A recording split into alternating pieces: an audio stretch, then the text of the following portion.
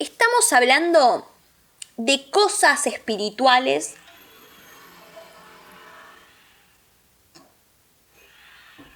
Hay que matar. Menos, mucho menos. Quizás escuchen un ruido de fondo, pero en realidad no está ahí. Pues no puede ser algo menos villero que estar con una construcción. Pero será de Dios. Bueno. ¿Se escuchará mucho? Sí. ¿Querés que salga los putees? Yo no tengo problema. Le digo, pero tenés que avisar que vas a hacer este quilombo. ¿De qué horario a qué horario? Si querés preguntarle cuánto tiempo falta. Decirle, pues estoy ya en llamadas telefónicas, estoy trabajando con el teléfono. ¿Se escucha todo? Hola. ¿Cómo están, punteritos? Bien. ¿Y vos, boluda? Estamos a punto de iniciar sesión. Estamos hablando de una sesión espiritista, espiritual.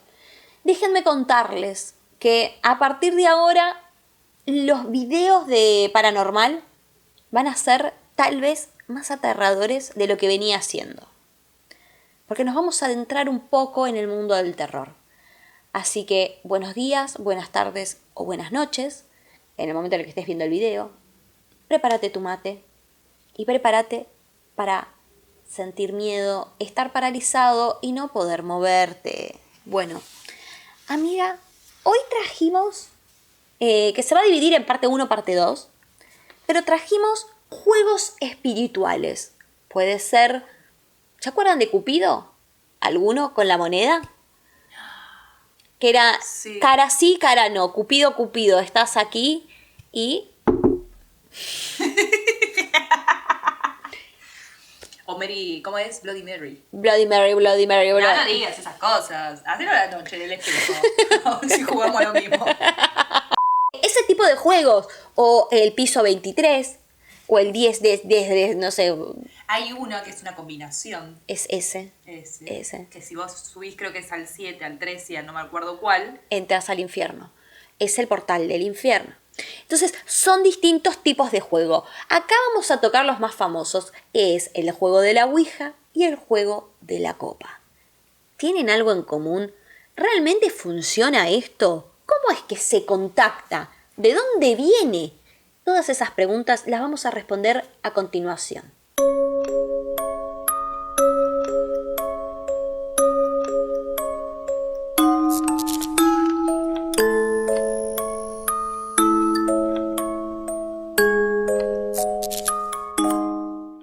Déjame contarte que toda esta parte espiritual viene primero de tiempos muy, muy antiquísimos, ¿ok? Sí. Pero me quiero remontar, en realidad, en la época victoriana, en la era victoriana. Sí. 1837 a 1901, aproximadamente, que es cuando muere Victoria. Victoria, que era una reina. Exactamente. Mirá. Entonces se marca esa era como la era victoriana.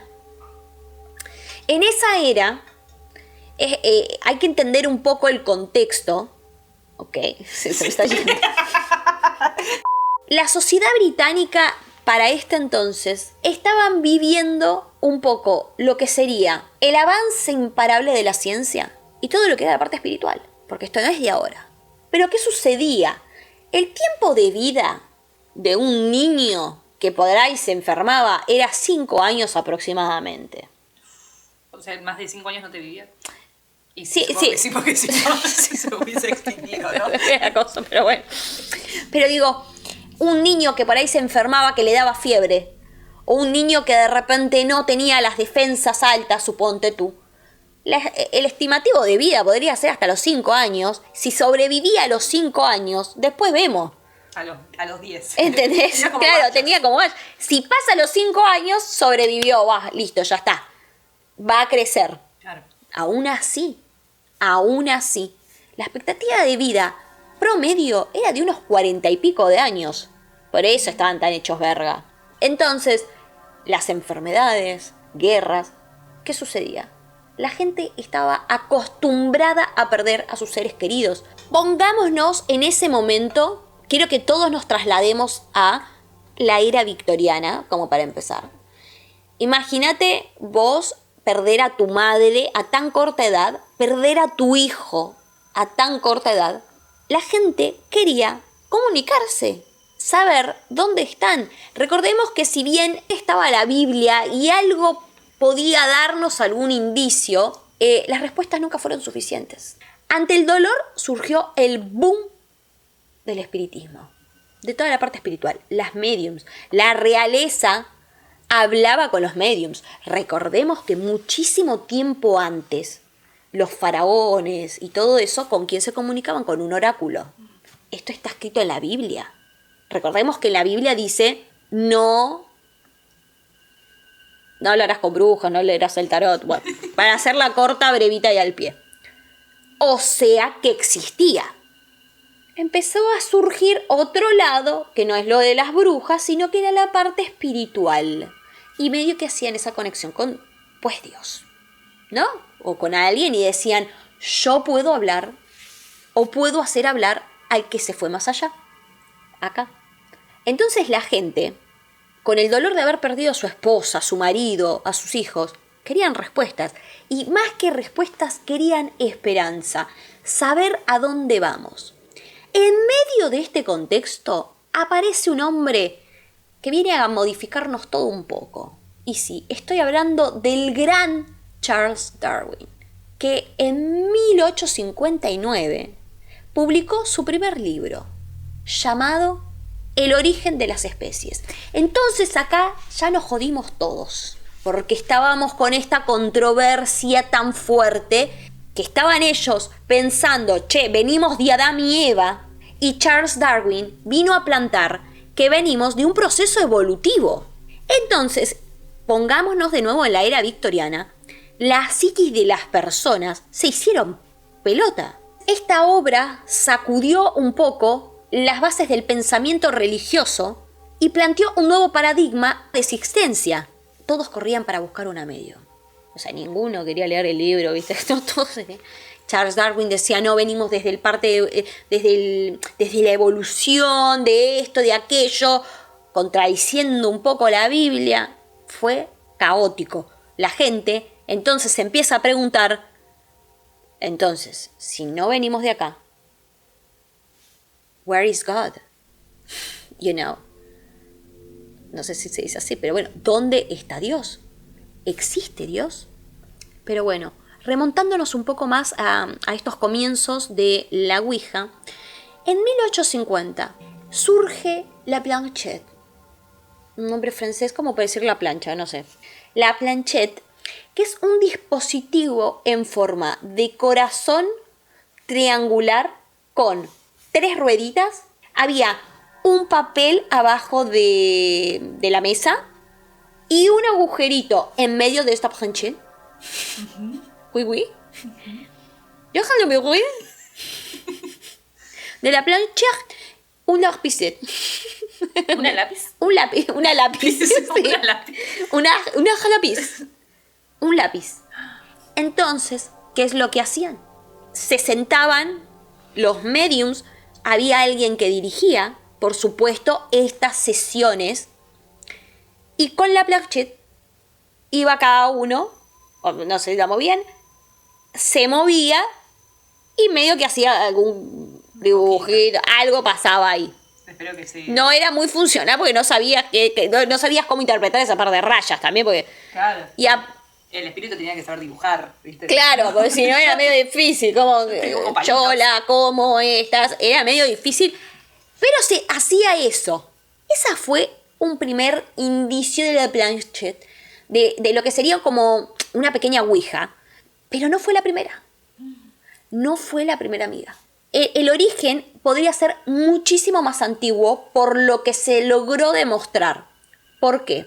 Estamos hablando de una práctica árabe que se llama, lo voy a leer, Saira Jaria,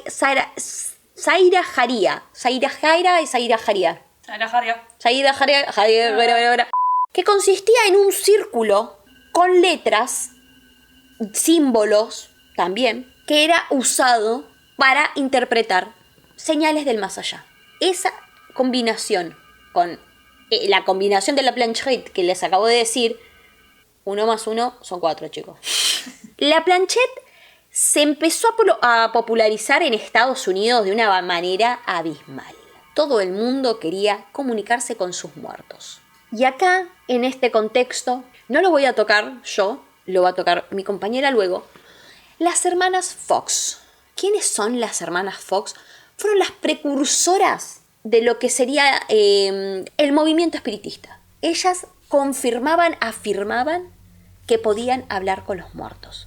Entonces, por supuesto, todo el mundo iba con estas hermanas. En 1854 aproximadamente, Adolfo, para los amigos, por el nombre, el apellido no lo sé, es considerado como el primero que hizo esta unión de estos dos mundos que te decía para hacer el primer tablero Ouija, con las letras y el cursor.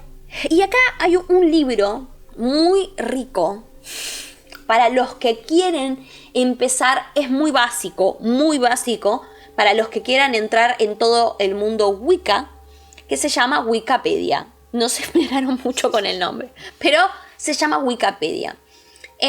Todo esto desde el lado, el libro no te invita a jugar ni a nada, pero sí te lo explica desde un lado más espiritual. Y a eso vamos. Y les voy a leer un fragmentito donde cuenta una leyenda de este Adolfo Wagner. Salía a caminar por los cementerios con su tablero, intentando conjurar espíritus. Se decía que veía fantasmas o figuras poseídas deambulando por las calles de Londres. Aunque nadie vivo puede decir que lo vio personalmente, estas historias alimentaron el misterio y el temor en torno a este tablero, y hacía que muchos se resistieran a usarlo. Entonces, ¿a qué voy con este fragmento? Veníamos de una parte en la que todo el mundo quería. Cuando Adolfo empezó a hacer todo esto con el tablero, se iba al bosque, intentaba esperar espíritus, qué sé yo, el tipo, de buenas a primeras, salía puteando y gritándole a gente que no existía. Aparentemente los empezó a poder ver. ¿Me explicó? Gritaba, se volvió básicamente loco. Cuando la gente y este rumor se empezó a hacer un poco más popular, ahí es cuando se le empieza a tener un poco ese estigma, ese miedo a lo que es la Ouija. A finales del siglo XIX, acá sí, ya todo reformulado, se puso de moda el tablero parlante. Qué mal nombre. Que consistía en el tablero, una medium dirigiendo la sesión, el cursor, y el resto fue historia. Este tablero, ahora sí, contenía todas las letras del abecedario, sí, no, hello, goodbye, y los números del 0 al 1, o sea, del 1 al 0, o sea, 1, 2, 3, 4, 5, 6, 7, 8, 9, 0. En estas sesiones es cuando se empieza a mostrar cómo es este juego. Abro comillas, cierro comillas. Vos ponías el dedo en el cursor y simplemente se iba moviendo. Vos no tenías que hacer fuerza. Se movía. Entonces te iba indicando el espíritu, sí, no, hola, ¿cómo está Roberto, Gustavo? Y era la forma de comunicarse con seres fallecidos. Y acá empieza a surgir y me surge una duda en común. ¿Por qué los fantasmas pueden llegar a mover el tablero si se supone que los fantasmas no pueden tocar nada? ¿Qué es lo que permite a la tabla comunicarte con el más allá? En realidad no es necesario solamente la tabla. Es abrir, es el tema de la sesión, ¿sí? Vamos a empezar por ahí. Es la sesión. Es lo colectivo de estamos 5, 4 personas. Independientemente de lo que crean, si se corre, si ustedes mueven el dedo, la forma particular de ponerlo no debería hacer que se mueva. Nadie lo debería hacer que se mueva. Y aparte, vos no sentís que se desliza. Eso es lo que dice la gente, ¿no? Vos lo que sentís es como una vibración. Es algo que va más allá. Entonces, ¿por qué un fantasma lo haría? Y acá hay cierta respuesta que creo que nos puede dar un indicio del por qué. Los que tengan ansiedad, Estamos todos de acuerdo que hemos escuchado que somos energía. Esta parte un poco más científica plantea que la materia que somos es energía supercondensada. Cuando se pierde esa condensación de la energía, dejamos de ser materia. ¿Qué nos queda? Energía. Entonces no hay masa, no hay cuerpo. Tiene un poco de lógica que desde este lado tratemos de ayudarlos a comunicarse a través de algo físico, conectando su energía. ¿Se entiende? Y acá viene lo que sería el invento de la Ouija como hoy en día la conocemos, la más actual. William Folk en 1890 mejoró el tablero Ouija. Con la madera, con todos los cositos, con todos los chiches, lo mejoró. No la Ouija como hoy la conocemos. Recordemos que se llamaba el tablero parlante. Y comenzó ahí sí a fabricarse con el nombre de la Ouija, que era lo que yo les decía. Dicen que era oui por sí en francés y ja por sí en alemán. Esto se hizo en una sesión espiritista y pusieron el nombre. Le preguntaron. Le preguntaron ¿Cómo se quiere cómo llamar? se iba a llamar. Dicen que se equivocaron porque no era el nombre, que sí, que no, que esto y que aquello. Tiempo después, los herederos de William venden el tablero parlante a una empresa, a la empresa Parker Brothers. Ellos tenían la patente de la Ouija. Y ahí se empezó a lanzar como un juego de mesa, pero no tan popular todavía. Se seguía vendiendo como algo espiritual, algo místico, hasta que la marca Hasbro compró a Parker Brothers y tenían la patente de la Ouija. Y ahí Hasbro dijo, Monopoly, la tenés adentro. Y la empezó a comercializar como un juego, pero no un juego para la familia, como un juego para niños. Hay una propaganda, de hecho, que se ve a una niña de 6 años, rubia, menemista, aproximadamente, que dice, ay, ¿qué vamos a hacer cuando mamá y papá se vayan al teatro? You're moving it. No, I'm not. You're moving it. You're moving it. Would you just quiet? I'm trying to concentrate here. And I'm not moving it. You're moving it. Easy. It's just a game, isn't it?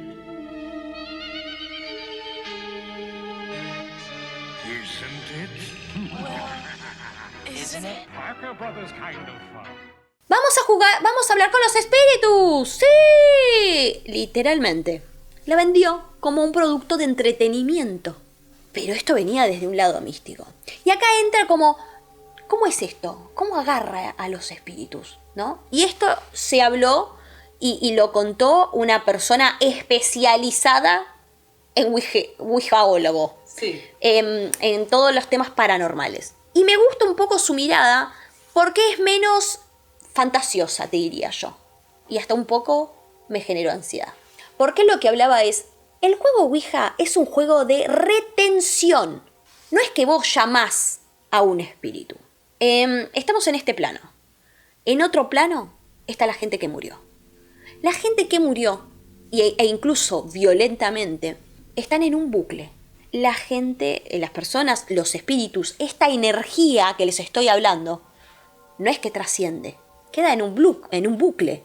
¿A quién te pensás vos que vas a llamar con un tablero Ouija? ¿A alguien que trascendió? ¿A alguien que encarnó?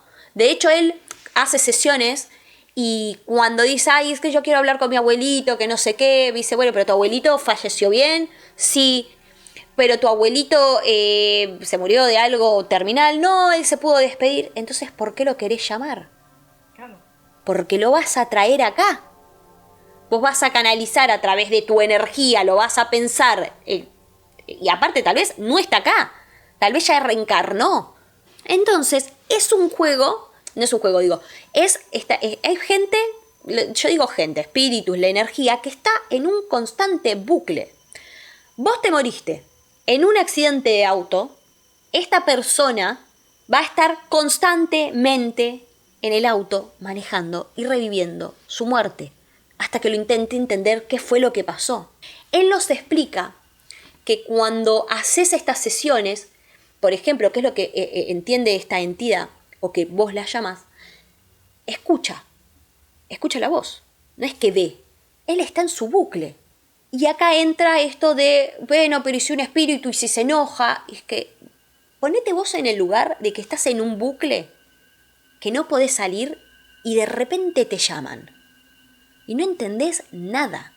Hay nenes chicos, esta persona en particular se ha comunicado con nenes de 6 años, con nenes grandes, con personas, con espíritus. Y una de las preguntas es, ¿se puede contactar con demonios? Entonces ahí yo te pregunto, imagínate vos que estás en un bucle, donde a vos te mataron, y a un psicópata, suponete. Esto fue un caso real, de una sesión Ouija. Una chica se muere porque un tipo, un asesino, la mató. Vino la policía y lo mató al asesino. En ese bucle están los dos. El asesino y ella también, mirando a su asesino. O mirando esa situación una y otra vez. Y estar en ese bucle, digo, ¿qué más parecido al infierno hay que estar reviviendo? No hay espacio, no hay tiempo. Una y otra vez. En especial la gente que se desvive. Estás una y otra vez en ese bucle, en ese bucle, en ese bucle. Y no puedes salir. Y de repente, jugando, te llaman y vos venís. O sea, vos salís de tu bucle a ver un poco, no sé si ver, porque se supone que vos estás viendo el bucle, pero te llaman, te desconciertan de lo que vos estás en tu proceso y estás pelotudeando. No, te reís o jodés. Claro, la otra persona está pasando un momento de mierda. Entonces, ¿te pensás que esa persona después, si vos la sacás de ese bucle, se te queda acá en tu casa, no te va a romper todo? Y también puede ser que estén desesperados. Desesperados, que queda tensión y no sabés a quién vas a llamar. Porque si llamás, una cosa será llamar a la chica y otra cosa es llamar al asesino. Y hasta incluso llamar a la chica. Claro. Es el estado de angustia. Este tipo explicaba, bueno, podés llamar en una sesión a un ser querido tuyo, porque va a sentir esa empatía, esa conexión. Se va a desesperar. La otra persona no sabe qué es lo que está pasando. En ese momento del bucle, no entiende. De repente te ve y no puede estar ahí. O sea, imagínate que es como debe ser la pesadilla más grande que hayas tenido en tu vida. Horrible. Entonces, eso es con mucho cuidado. Y esto nos lleva a un caso muy, muy famoso que sucedió en España, que fue documentado. Del abuelo y la mayor de sus hijas. Nosotros estuvimos en la casa y asistimos al momento en el que la médium entra en trance y es supuestamente poseída por los espíritus. Chus Morán recogió ese momento. En casa de la familia Gutiérrez se viene manifestando la presencia de espíritus desde que el abuelo murió y expresó como último deseo hacer la vida imposible a la familia desde el más allá. El abuelo había mantenido discrepancias con Concepción, su hija, por motivos económicos. A esta se vino a sumar otra muerte, la de Estefanía, la hija mayor de los Gutiérrez, que falleció el año pasado de forma inexplicable. El caso, se hizo una película, que es el caso de Verónica, pero más conocida en realidad, porque ese es su nombre real, como Estefanía. Estefanía era una chica de entre 16 y 18 años, que un día, en medio del colegio, tenían una hora libre y deciden ir a jugar a la Ouija. En esta sesión Ouija que estaban teniendo, una de las chicas hizo un tablero y ay, dale, porque se le había muerto el novio, no es que fue por nada, y quería saber si estaba bien, sí o no. Y van a un lugar escondido y empiezan a jugar a la Ouija. Hicieron todas las sesiones. Y esto es muy importante recordar que parte del cursor es, vos al espíritu le tenés que exigir y lo tenés que indicar. Si ve que vos tenés miedo, va a canalizar esa energía y se te va a pegar. Entonces, vos lo tenés que guiar y le tenés que decir, hay alguien en este momento, en este espacio-tiempo, porque vos eso lo tenés que decir al universo. Y ves quién agarra la señal, ¿entendés? Claro. ¿Hay algún espíritu en este espacio y tiempo que se quiera manifestar ahora? Se puede hacer 2 golpes sí, 1 golpe no. Hasta con el pensamiento lo puedes hacer. Uy, no. Sí, ya sé. Vos estás con el cursor, vos le tenés que decir, vos tenés que tener un inicio y un final. Porque si vos no le das ese final, es como si vos estuvieras en la cárcel. Vos estás pasando en la calle. Te agarra un policía y te dice, vení para adentro. Porque es una silla de acusados la Ouija. Vos te sentás ahí y el policía se queda pelotudeando, hablando, y de repente se va. Y vos te quedaste ahí como, che, ¿qué carajo pasó? No me dijeron por qué, me llamaron, no me dijeron qué, no me preguntaron nada, no me hablaron, no me dijeron. ¿Y ahora cómo me voy? ¿Cómo te vas? Y si te vas, ¿vos te pensás que no vas a hacer nada al respecto? No, por eso hay que entrar y salir. Pero ¿qué pasó acá con Estefanía? Que en medio de esta sesión entra la profesora. Mi hija hizo la tabla Ouija en el colegio. Llegó una maestra, la señorita Loli, y entonces cogió, al abrir la puerta, los vio a todos los chavales que estaban haciendo la tabla y tenían un vaso, ya lleno de humo, cuando entró ella. Y cogió la tabla y la rompió la señorita. La profesora se calienta, se enoja, dice ¿qué están haciendo acá? Y tira el tablero. Y en vez de usar un cursor, estaban usando un vaso. Ese vaso se rompe. Quedó libre lo que haya sido que estaba ahí. Y entonces el vaso explotó. Y el humo se la metió a mi hija dentro. Desde entonces hacía unas cosas muy raras, muy extrañas. Se quedaba como de 10 a 15 minutos aproximadamente, como en otra dimensión. Verónica llega a su casa y al pasar los días se empieza a sentir mal. Verónica, Estefanía, llega a su casa, se empieza a sentir mal, está de malos ánimos, está enojada, empieza a decir que ve sombras. Medio te enloquecen. Que ve por el rabillo del ojo, que ve por esto. De hecho, cuenta que ve a alguien pasar por la ventana del baño, que estaba por planchar la ropa, pero que nunca la enchufó y la plancha estaba caliente o estaba prendida, que ella no lo había hecho. O sea, empezó pero como pequeñas cosas, hasta que un día ataca a la hermana, de la nada. La ataca, empieza a golpear, la madre, esto estamos hablando de un caso actual, está en las noticias. La madre empieza a decir que empezó a sacar espuma por la boca, que no sabían qué carajo hacer. Ella empezó a tener convulsiones, la llevaron al médico, nadie le pudo diagnosticar absolutamente nada. No, sí, epilepsia, como pasa con todos. Como pasó con Emily Rose. Exacto. Que sí, que bueno, pero seguía empeorando. Y aparte de eso, entraba en trance. Y la mamá dice, yo la vi con los ojos en blanco. No es que estaba, no. Los ojos blancos y espuma en la boca. Me echaba espuma por la boca, por la nariz, lo que sea, la ha poseído a mi hija. En uno de sus ataques, que es este que les contaba hacia su hermana, pierde el conocimiento. Una noche del 13 de julio la llevan al hospital, porque ya no daba más. A eso de las 23 horas fue trasladada al hospital de Gregorio. Ya estando en coma, porque entró en un estado de coma, unas horas más tarde, a las 2 de la mañana, se muere. La madrugada del 14 de julio. Estefanía murió por asfixia pulmonar causada por una convulsión. Un diagnóstico altamente inusual. Los forenses fueron claros en su informe. Firmado, y lo voy a leer, por los doctores Pedro Cabezas y Gregorio Arroyo Arrieta, concluyó que Estefanía había muerto por una causa de muerte súbita. El problema estuvo en que cuando la familia volvió a su casa luego del duelo, a las 23:30 más o menos, que fue cuando ella entra en coma, da la casualidad, en los días posteriores, empiezan a pasar cosas raras. La familia tenía un pánico, porque no eran cosas raras como, se revoleaban cosas, se tiraban cosas, se escuchaban voces, se escuchaban risas. La familia estaba paralizada. Descompresión.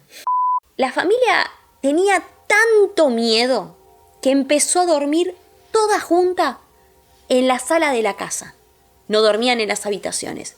Y donde más se escuchaban ruidos, golpes y todo era en el baño que estaba al lado de la habitación que era de Estefanía. Todas las cosas de Estefanía, y esto está documentado, las pusieron en el baño y no se usaba ese baño. No sé si tenían otro baño, pero ese por lo menos, espero que sí, pero ese baño no lo usaban. y pedían por favor ayuda. No solamente ellos, sino los vecinos, que escuchaban a veces gritos desgarradores que venían de la casa. Y esto cambió cuando el 14 de octubre del 92, Breaker y su equipo Cero se contactan con ella y dicen, ¿sabes qué? Te vamos a ayudar. En el caso ya han obtenido algunas psicofonías como esta.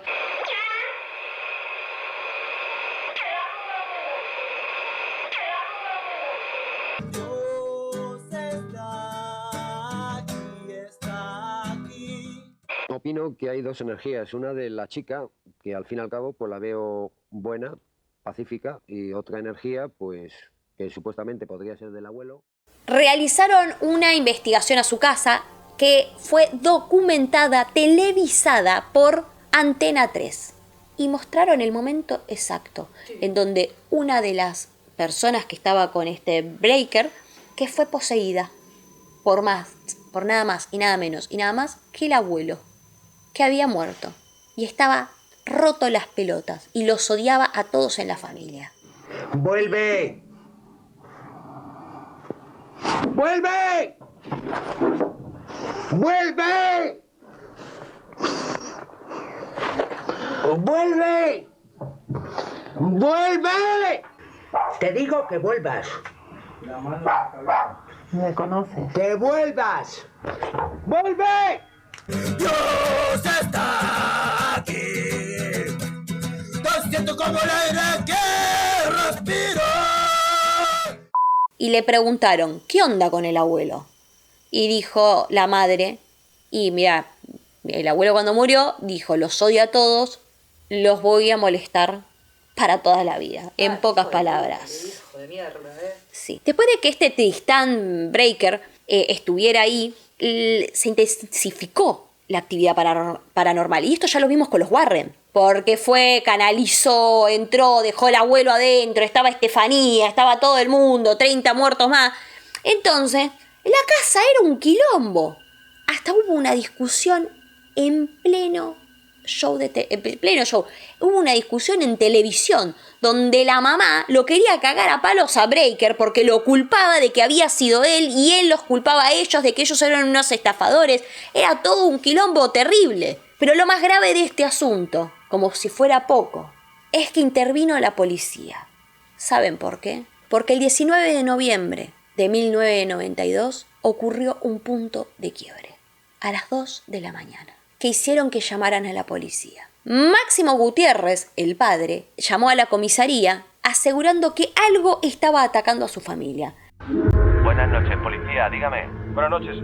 Mire, soy Máximo Gutiérrez y desde hace varias horas en mi casa estamos notando fenómenos como paranormales. Una fuerza extraña mueve los enseres, pone los crucifijos boca abajo y hay una gran turbulencia. La policía, pensando que tal vez estaba alcoholizado, le piden que le pase con la mujer. La mujer, altamente paranoica, le dice, sí, es cierto, están pasando cosas. La policía dice, a ver, bueno, pásame con el hijo. Y el hijo dijo, sí, se están moviendo las cosas.